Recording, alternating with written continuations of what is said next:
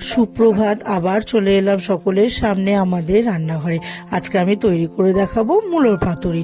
আমি প্রথমে মূলোটাকে ঘষে একটু নুন মাখিয়ে রেখে দেবো।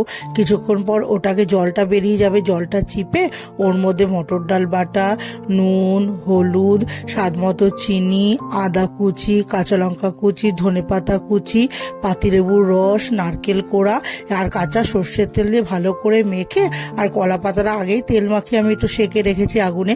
এবার ওর মধ্যে ভালো করে এই মাখা পাতুরিটার সব ভালো করে সাজিয়ে নিয়ে এবার কলা পাতায় মুড়ে এবার আমি সুতো দিয়ে বেঁধে কড়াইতে একটু সর্ষের তেল দিয়ে এবার পাতায় মোড়া পাতুরিটা দিয়ে দেবো, দিয়ে একটু ঢাকা দিয়ে রাখবো।